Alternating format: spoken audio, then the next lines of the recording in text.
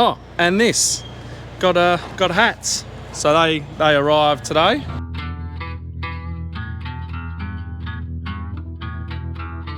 Okay everyone, and welcome back to Tom's Brook Farm.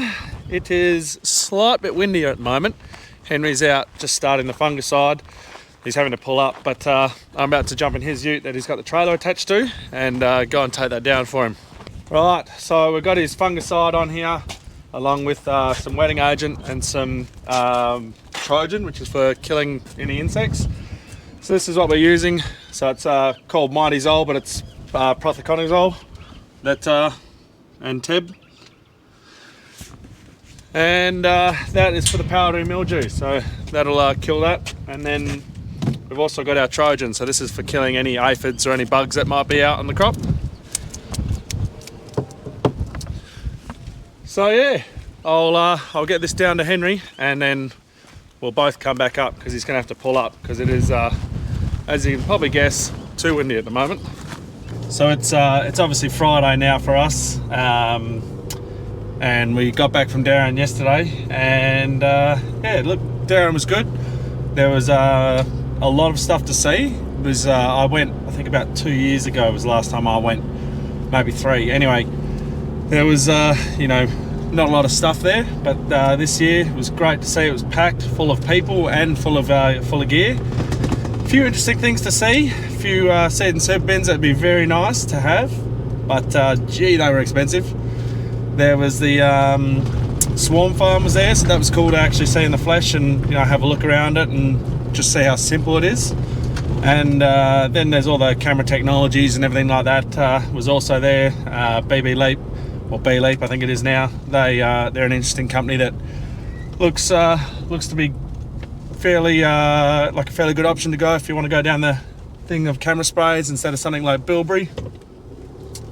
But yeah, the main reason I went was for the Seed Hawk and some seeders. It was actually very disappointing. The Seed Hawk didn't have anything there. Well, sorry, they did. They had the seeder bar there, but all it had was tines on it. Didn't have any hose kit, anything on it at all. And didn't have the bin there either, so that was the main thing I wanted to see, because Seed Hawk hasn't changed. They've just stayed the same, the bar, but the bin has changed. I really wanted to see that, and yeah, that wasn't there, so that was very disappointing. There was a lot of other seeders there, which was good to see, but I've got to be careful because I've switched obviously to a road track and I'm going down to 500 horsepower. Some of those bars there, especially because I'm 24 meters, they're going to take a lot of pulling, like 600 plus horsepower, so definitely rules me out of a lot of bars unless I was to go smaller, which I really don't want to. But anyway, yeah, that's a brief report of how Darren went.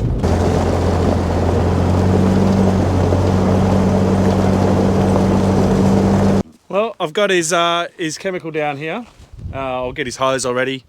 Now, you might be able to tell, but the wind has dropped off a little bit. We are standing right behind a dam bank, so that is sheltering it a little bit.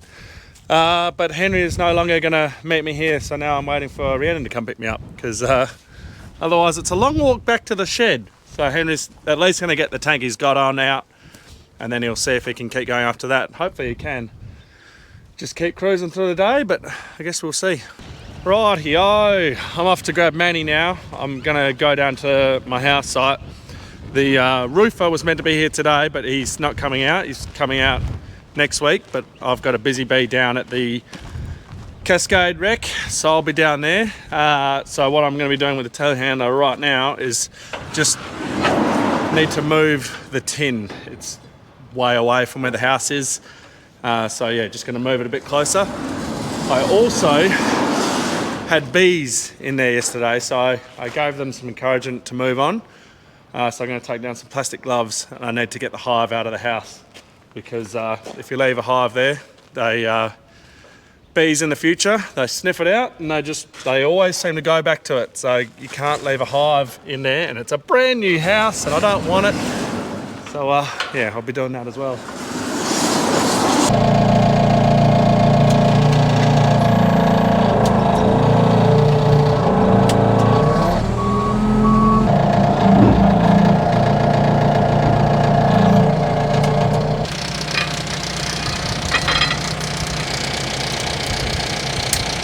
Right, so this is what I'm here to move. As you can see, it's not exactly right next to the house. So I'll just pick up a couple of these packs and just move them a bit closer here so it's easier for the guys. Yeah, then I've got this beehive to sort out. I've got to do another walk around the house just to make sure that the bees haven't moved somewhere else. But this is where they were yesterday. Now I've cut this open so that I could actually get in there and have a look. So they don't mess around, they just start hiving and off they go. So I've got the plastic gloves to get all the honeycomb out, because I did it last night when I had my work gloves on, and of course there's just they work quick, and it's all just full of honey, and yeah, it was going to ruin my gloves. So yeah, there's a bee flying around there, but I don't think he's going to start hiving. Now this is all the guttering that's going on. So we got I assume that's flashing or whatever, and then yeah, got our guttering. So you know, that's cool. It's nice to see. Just need the roof on. Now if the roofer was here, he'd be able to tell me where to put these all. You know, there's a couple of different packs here. Could split them up, but because he's not, this one's like a nice long sort of stuff. Putting that one right in front of the house there, because I'm assuming that's for all the, you know, the nice long straight stuff there. And then this one here's also got long stuff, but there's a whole heap of short lengths just there. And my guess is that's going to go all around the garage and in there. So I'm going to put the other pack over by the garage and just leave it at that. Yeah, I'll have to move it around if he needs it or not, but that's where it's all going for now.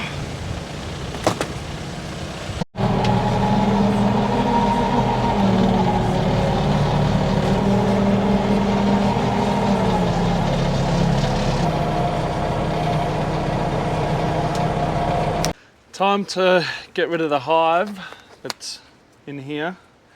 So yeah, like I was saying, if we don't remove the hive, so the honeycomb out of here, what happens is the bees, you know, could be in 6 months, could be in 2 years, could be in 10 years. They will always flock back to this spot, or try to get to this spot, because they can smell all of the honey and the honeycomb. And yeah, so that's why it's important to, if you can, get it out. And I'm not sure if it'll show up on the camera, but so there we go. Not sure that'll show up, but there you go. It's all full of honey, as you'd expect from a beehive. But they weren't in here for very long, and they make quick work of it. They just get to work and just build a hive. And it is a shame. You know, bees are our friends. We love bees, but we just do not like bees getting into houses, sheds or machinery. So sometimes you just need to encourage them to move on, find another house to go and live in, or a tree. Shouldn't say a house, because we don't want them going to another house, because then we're going to go and remove them again. But yeah.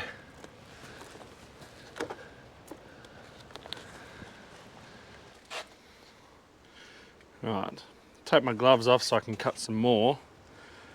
Oh, so much honey.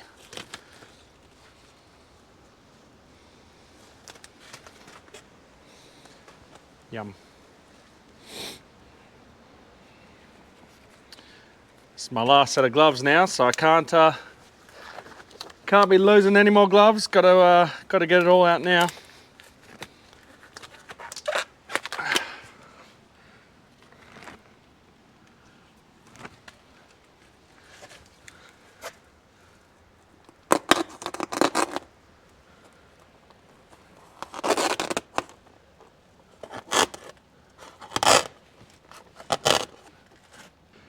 There's a few bees on there that I don't want to get stung by. Normally I'm alright when I get stung by a bee. Like I'm not anaphylactic or anything like that. But now I might say silly when I say this. You get angry bees and then you get calm bees. Now when you get the calm bees, like we've got calm bees around the truck trailers. And when you go up to there, you can hook the truck on and then you can keep going about your day and just leave them be. And when you've got the angry bees, you come anywhere near them and they just dart at you. And they just try and sting you as soon as they can. And the good bees, I don't swell up on. The angry bees, they are a nightmare. I puff right up. Now I got honey all down my sleeve. Got as much out of there as I can. A fair bit did fall down to the bottom, down here, but I'm not cutting down there. I don't want to cut down there to get that out. And here you go. So this is all the honeycomb that I got out. So only a reasonably small hive, but that's because I got onto it fairly quickly and doing a quick walk around and there's no more bees here, which is good. So yeah, right, back to the shed.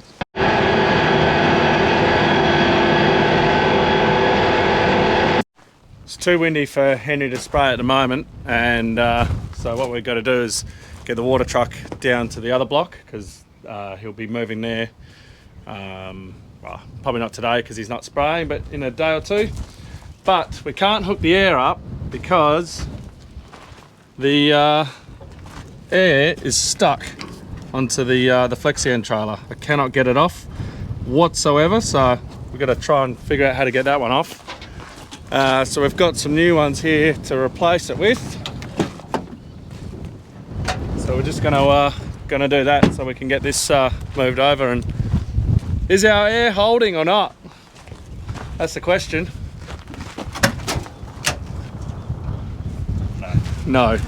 I think it's that other thing. It's the engaging clutch, the fan that's leaking air. So at least we fixed the other one anyway. Right.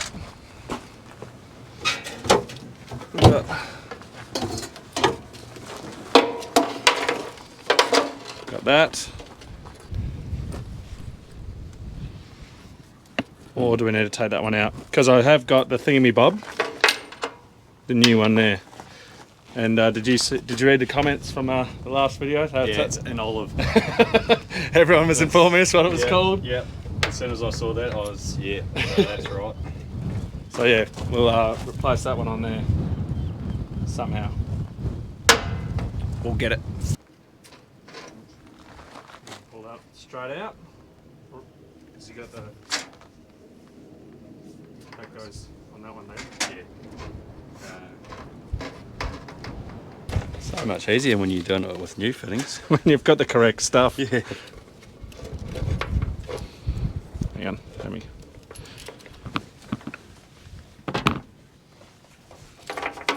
Do that and hold on to it for you.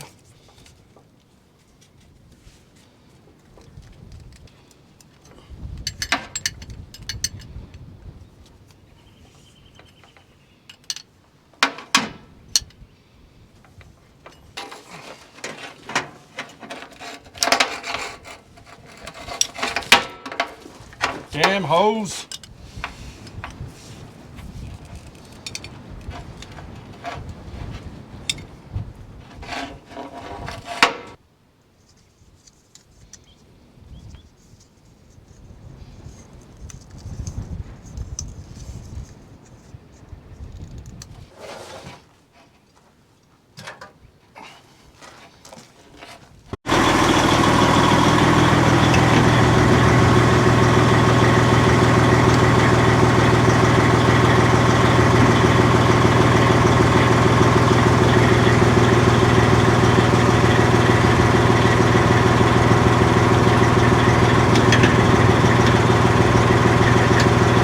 had me worried for a second. It's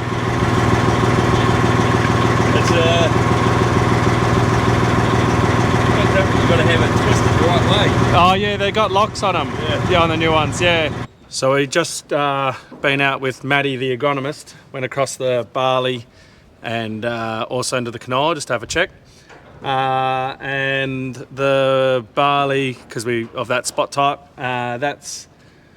it's not like everywhere, but it is there. So we're gonna, once Henry's finished doing all the wheat, which will be a week or something, we're gonna just carry on and then go into the barley just to make sure that we protect the yield that's going to be there. And then in the canola, I mean, everything's thirsty. Canola's looking good, but it needs, no, it doesn't need to be sprayed yet. So there's no budworm or anything in there, which is good. So it's actually about 31 degrees at the moment. So Henry can't spray because it's still a little windy and a little too hot. So he's going to do some slashing. I'm about to pull the grader out and just check that over, make sure that's all good, because on Monday I'm going to be taking that down to the Cascade Hall to do some work down there. So yeah. Oh, and this got hats. So they arrived today. Yeah, pretty stoked. I did order them so that they'd be here in time for Darren, and then when I was seeing people in Darren, I'd give them a hat. But what happened was the company had a mishap, and the hats were going to be delayed by about 4 weeks. But yeah, I was not expecting them to be here today. I was more expecting them in a month. But there you go. I've got some hats. So I've got 50 hats. We'll have to sort out a way to competition or something like that with the hats. But yeah, no, they're a very nice hat. They're very comfortable. And they look good too.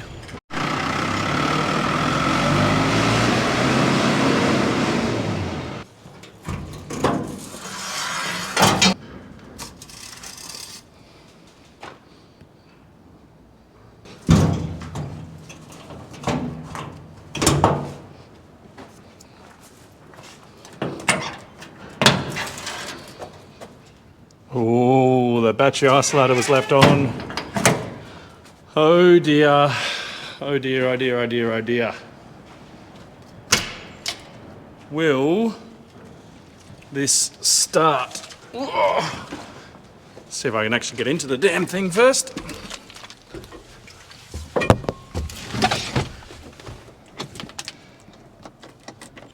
Well, that's not ideal. I think I was the last one to move it in. I'm pretty sure I was because I washed it. So that's my fault. Oh, it's very annoying. It's completely dead flat. So I'm glad I checked that now and not tomorrow morning. Sorry, Monday morning.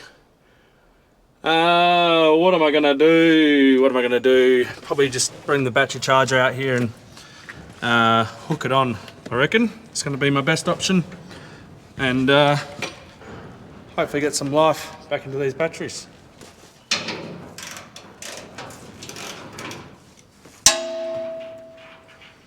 My damn socket fell off.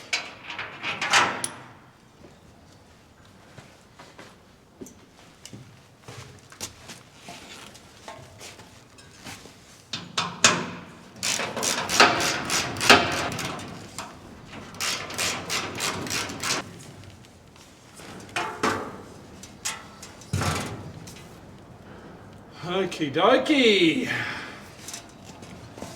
Just bought the voltmeter just to check if it's just one battery that's been drawn all the way down or both batteries. It's a 24 volt system, so just checking to see if I'm going to go over one or two batteries. And we are going to be going over both batteries because there's 3 volts in one, 2 volts in the other.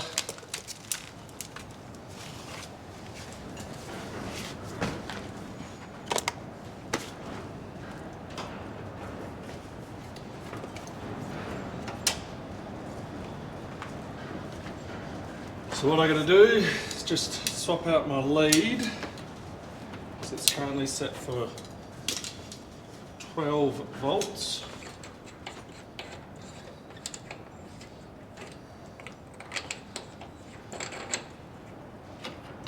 And I want it to be on 24.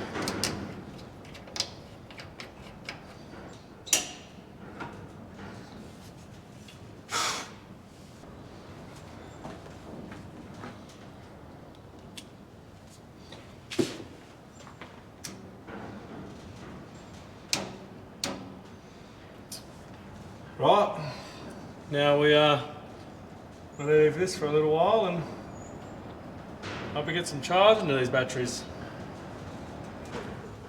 We've, on top of everything, we've also got bees right up the top there trying to hive. So I've given them their move on notice, so hopefully they move on.